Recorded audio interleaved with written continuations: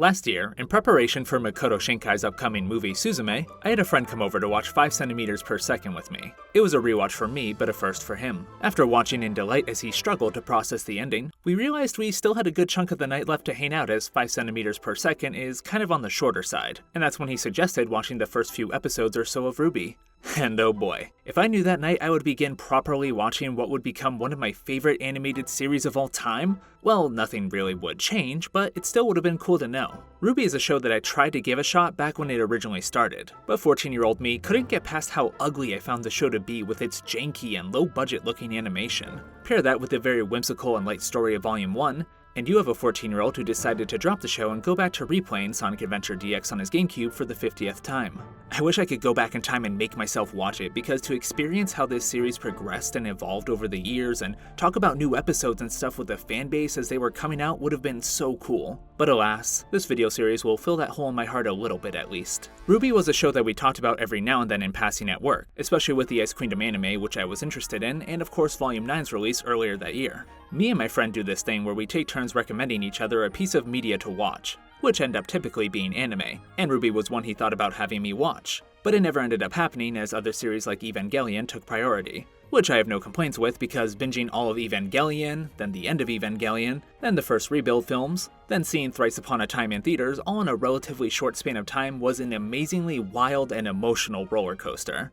That series made me feel so many different things, and I absolutely want to talk about how stellar, unique, and emotional it is in a video at some point, even if countless other people already have. But getting back to RWBY, I always had a mild interest in the show despite never giving it a proper shot when I was older. Whenever a new volume came out and clips from it circulated online, well, first I was impressed that the show was still going on, to be honest, but I did always make it a point to take a look at how the character designs have changed, how the animation looks different, and then of course listen to some of the fantastic music.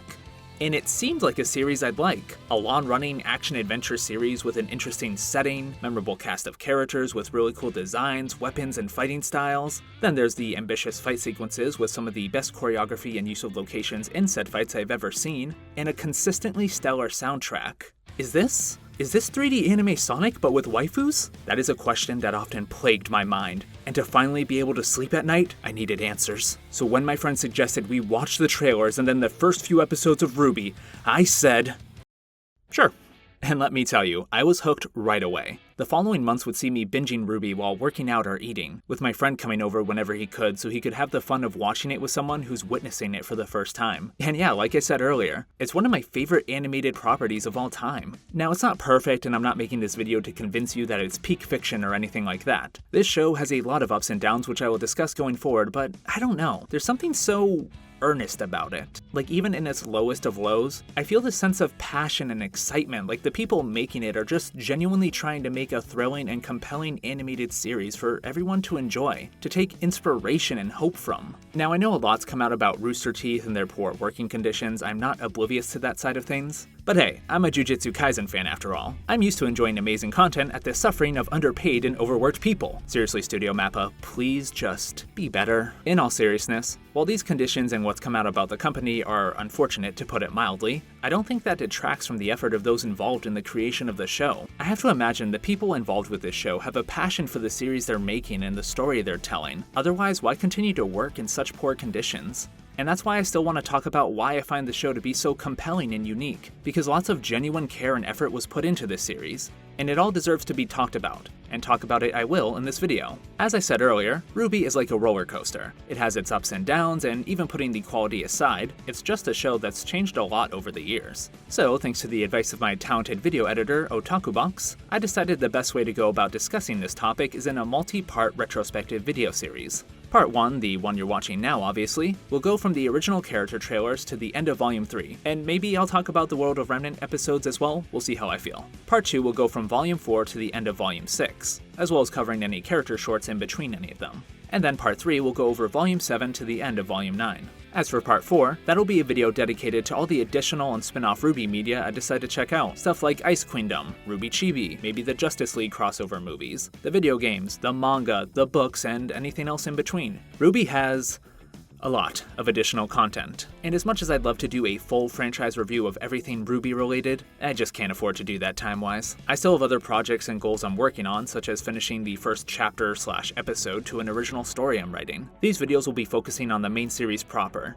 But as a big RWBY fan myself, I do still want to check out a lot of this content. So I think one video dedicated to whatever additional RWBY content I decide to check out will suffice for now. And maybe down the line I'll do another RWBY video on stuff that I didn't get to, or stuff in that part that feels like it could be talked about more in its own video. Or, and I'm going to play the optimist here, I'll do a Volume 10 review series because I haven't given up hope on seeing RWBY get a proper finale. But yeah, each of these videos will have sections going over each individual volume or other content like the character shorts and trailers, and then at the end of the video, an overall look back on this era of the show, if you will. I think splitting the video series into groups of 3 volumes works not only to make it so I don't make a behemoth of a video going over the entire damn show, but also these groups of volumes, if you will, feel like good self-contained parts of the story. Like obviously RWBY's an overarching story and all volumes connect and follow up the previous one, but each set of 3 volumes does feel like its own distinct entity within RWBY. Not just with the character designs changing, but with how the nature of the story evolves and the pacing becomes more streamlined as the episode lengths change too. Also, it's just kinda satisfying having 3 sets of 3, so screw it. Enjoy this mini video series on my channel. I am also currently toying with the idea of a 5th part to this series, which would go over some of the really great fan-made RWBY content there is out there. There is obviously a lot, so I couldn't get it all, but I do have my eyes on a couple things in particular, such as the Evermorrow AU series, which looks really interesting,